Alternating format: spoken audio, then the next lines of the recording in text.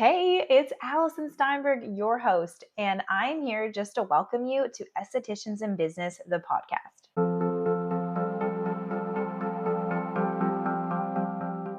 Welcome to the very first podcast episode of Estheticians in Business, the podcast. And I am so excited. I am your host, Allyson Steinberg. And I honestly just can't believe this is happening.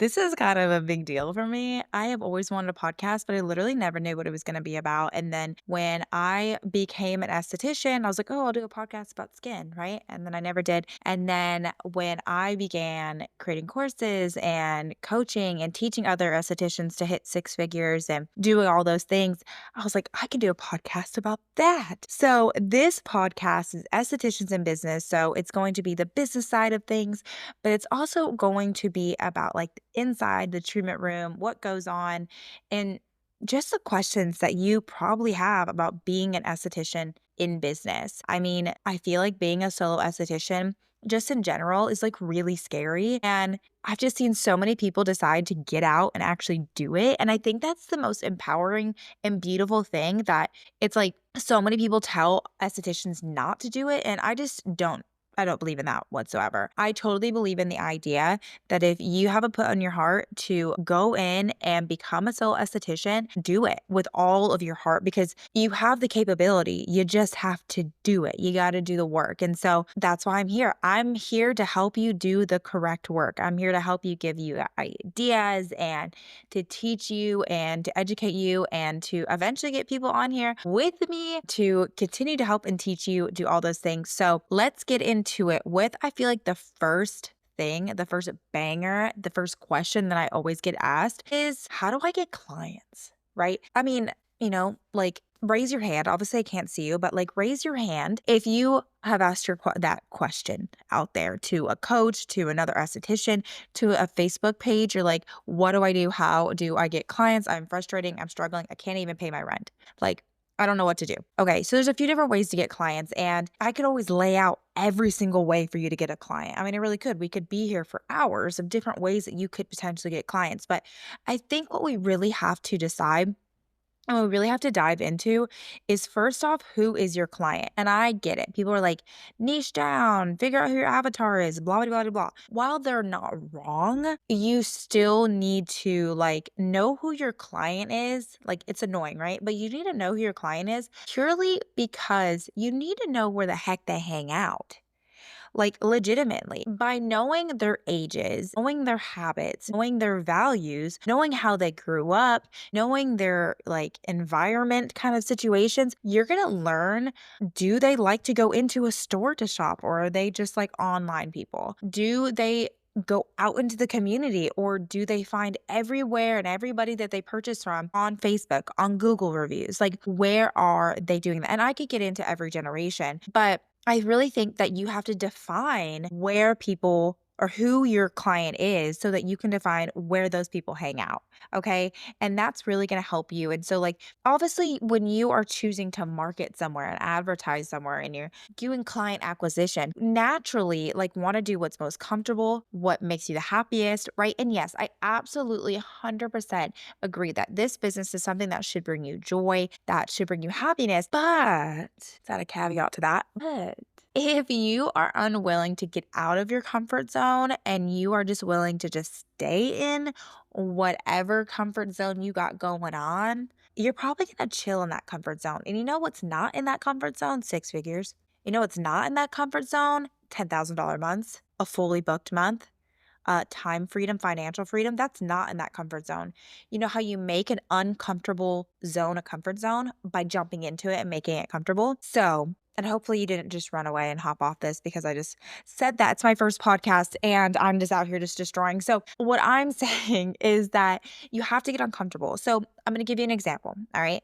So, majority of my clients when I was in the treatment room were millennials and usually like a little bit older millennials and Generation X. I truly focused on at first I did like hyperpigmentation and I really focused on like higher Fitzpatrick's, but then I really transitioned to like relaxation and anti-aging. I genuinely enjoyed watching women just watch their skin tighten and watch their skin glow and watching just relax every single month. I loved that. I loved creating an experience that was around relaxation.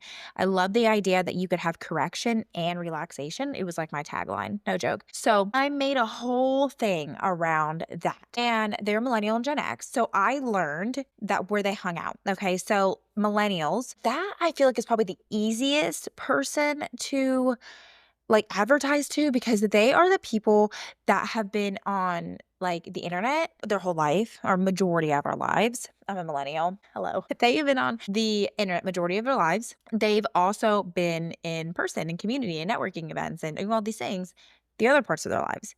While Gen Z has really had the internet the entire time they've existed.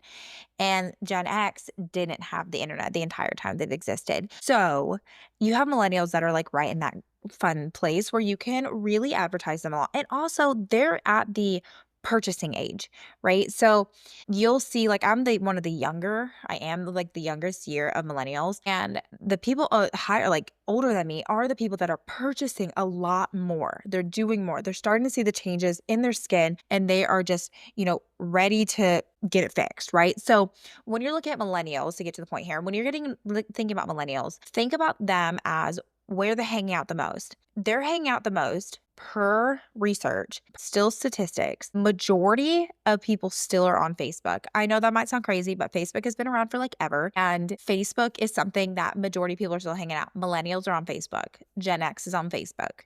Okay. Yes. Are they also on Instagram? Absolutely. They're still on Instagram. I mean, I purchased tons of stuff and booked tons of appointments on Instagram. I now look for estheticians that I want to see personally in my area on Instagram. But those groups on Facebook is where they're at. The community people are looking for. When I think about a community, I think about Facebook. I think about making a Facebook group and being in a Facebook group, one that I can really be part of.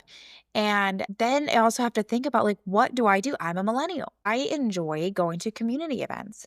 I love going to networking things because there's other millennials there. And so that's what I'm trying to tell you is that you have to figure out where these people are.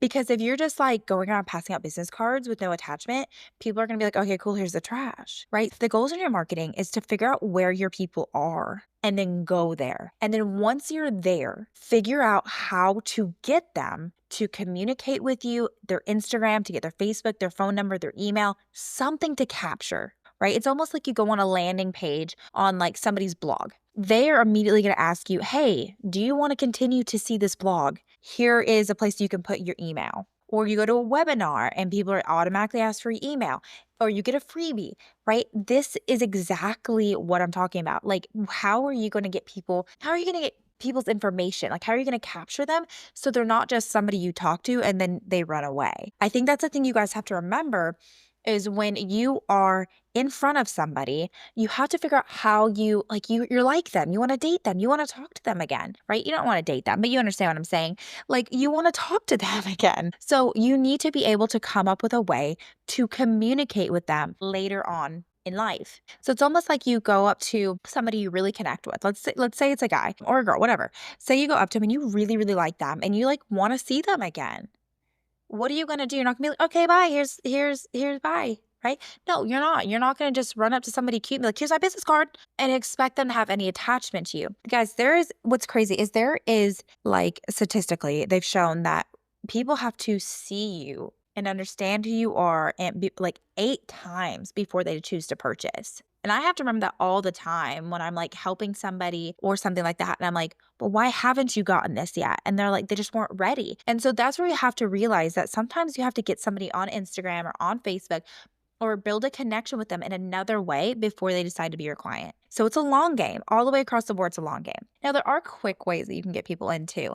So say your client is still millennial and you go to a networking event, okay? Or you go to a community event. So say you are a vendor somewhere, 10 out of 10 recommend those. You could literally set up a way to be like a giveaway, right? So many people go into vendor events and are like, buy my stuff, buy my things, give me, sign up for appointments, get all this stuff. No, you want people to see you, right? Like, if a spa came up to me as an esthetician, if a spa came out to me and was like, "Yeah, if you spend $300 on this package, you'll get a free one for free," I'd be like, don't know who the heck you are. I'm not spending $300 on nothing. So that's where you have to realize you have to get them, you have to capture them, and you have to get them to reach out to them again. Okay. And so what I always recommend, especially at like vendor events, is get like a spin wheel and then you basically do a giveaway of some sort. So I used to do a giveaway of a 60-minute facial and you get to enter to win the 60-minute facial. And before you freak out and you're like, Allison, 60-minute facial. Like I get it. It sounds like a lot. It's like $100 something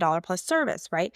But the idea is to capture them. So they're entering for a 60-minute facial, but they get to spin the wheel. And the wheel has things on it that they will 100% receive if they come in for the appointment. So for instance, you basically have them spin the wheel and it could have like dermaplane on it, or maybe it has like LED, a gua sha, maybe it has a free underarm wax, something that's a very low cost to you, but very high perceived value to them. And then whatever they spin on that wheel, they get. And they get to put it on like an entry slip, or maybe you have a form like on an iPad, but they get to enter. And it's super fun because then you get to follow up with them. You text them 2 or 3 days later, probably like 2 days, 24 hours if you can. And like, hey, oh my gosh, so I haven't done a drawing for the 60-minute facial yet, but you won the dermaplaning. I'm so excited. Can I give you a call to set up the appointment? They are going to be purchasing a facial with you to get the dermaplaning. So I hope that makes sense.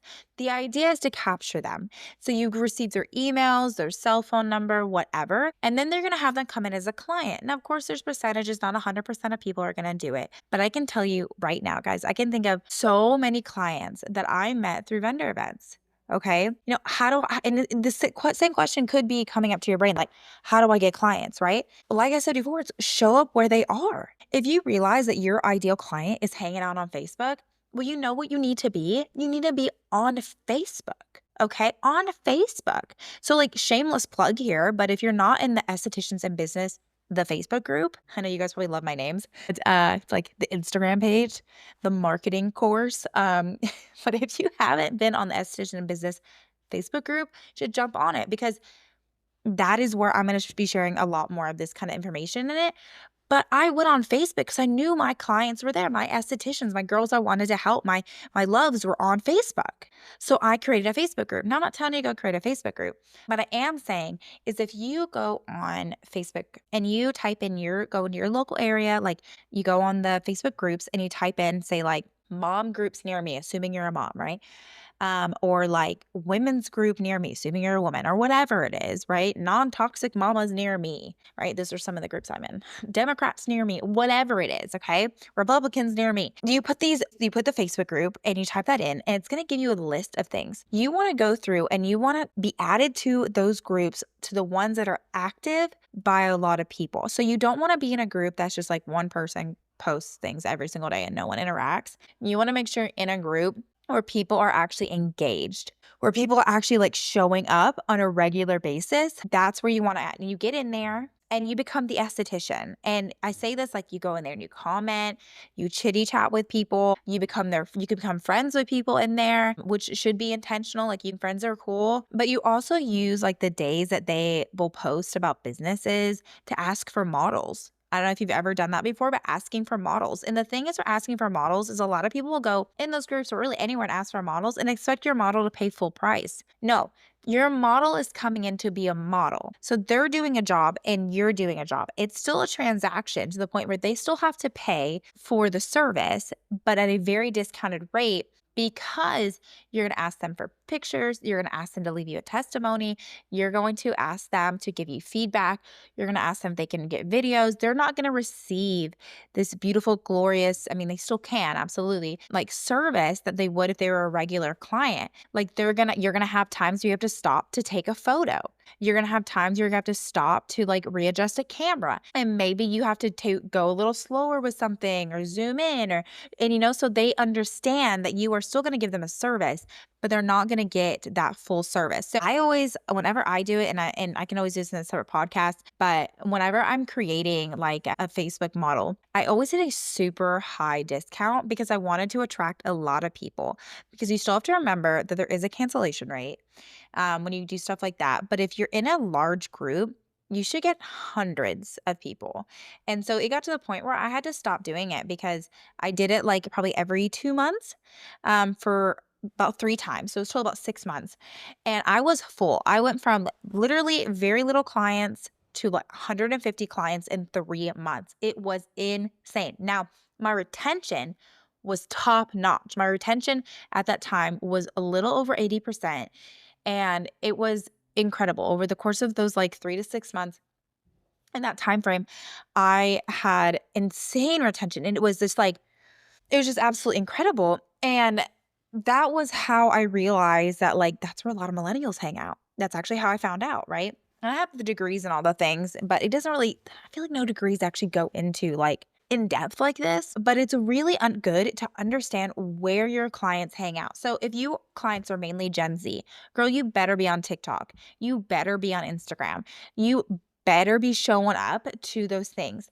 If your main client is Gen Z, and you understand that that's like college age, oh my gosh, get into a college sorority. Get into connect with the college events near you and try to become one of those vendors that show up every quarter or whatever they whenever they do events. Like figure out who that person is and show up all the time in front of them. And I think that's the thing we forget is that you need to show up in front of them in a bunch of different ways. I mean, show up in front of them like in a million different places. So if you have a Facebook and Instagram, you have a TikTok, you have a YouTube, you have all those things, like you have to show up all the time. And so when someone asks me how to get clients, I'm just like, that's such a loaded question because I don't know who your clientele is. I really don't. And that's the hard part about it. Now, absolutely, you can do business cards. Heck yeah. Give out the business card, sister. But give out a business card with one either an incentive that has a deadline or two, one that has like a rip off so that you can get their information.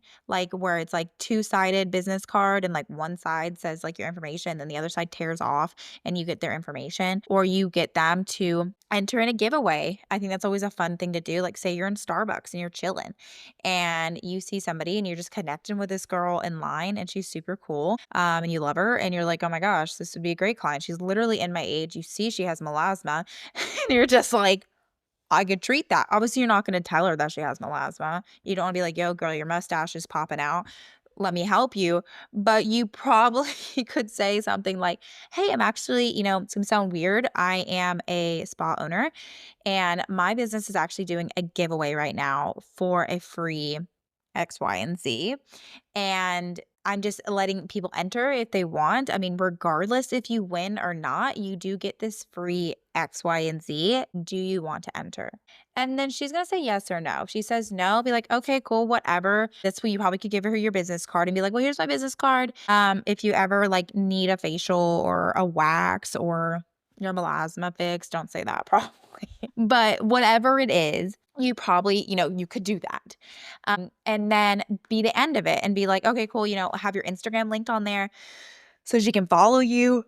But also, what you could do is if she says yes, and be like, oh my gosh, awesome. Here is an entry slip. You literally could pull an entry slip out of your bag, your wallet. You could have a clipboard. I mean, whatever. Or you could be like, are you on Instagram or are you on Facebook? You can message me and I will manually enter you.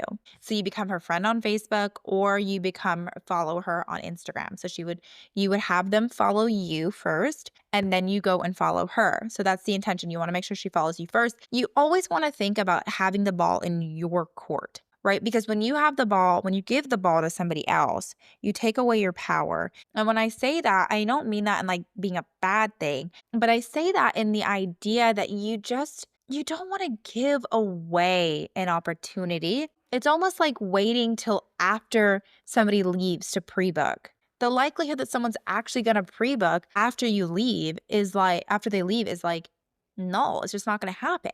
So you want to make sure that you are taking the time to like get them to remain in your space for as long as possible because the thing is you want people to see you over and over and over again like I said. So like loaded question, how do I get clients? There's a lot of ways to get clients. And so I think that's where we have to really realize like who our client is, where they're hanging out. Do I want to go where they are? If not, you probably should find a new client. And how consistent do I want to be? Because the more you show up, the more you grow. And that means the same in TikTok, on Instagram. That means the same in your business. The more you show up for your business, the more you're going to grow. That's it. So you just have to remember that, okay? So the more you show up, the more you grow, okay? So how do you get clients? Girl, you got it. It's a loaded question. If you have more questions about this, you guys, you can always message me on Instagram, which I'm always down for. You can you can actually message me the word help and I will send you a whole thing about this. But I also have a masterclass that is pretty awesome. And it literally is like 3 steps to being fully booked. I will link it in the show notes so you can see it. It's totally a free masterclass. You get to like meet who I am a little bit more. But it also goes over how to get clients. So, which is pretty cool. And then I talk to you about my marketing course that I have at the very end of it that goes over all the ways that you can literally make money getting clients and being fully booked and exactly how I did it, but also the business aspect of things as well. You're not going to just be hit with the, like do this, and this. You will actually understand the really foundational things that go along with it. So you can always do that. Also, if you enjoyed this podcast, please give me a 5-star comment or whatever happens in a podcast. But I am so excited to be here. So, anyways, I'll see you guys next time.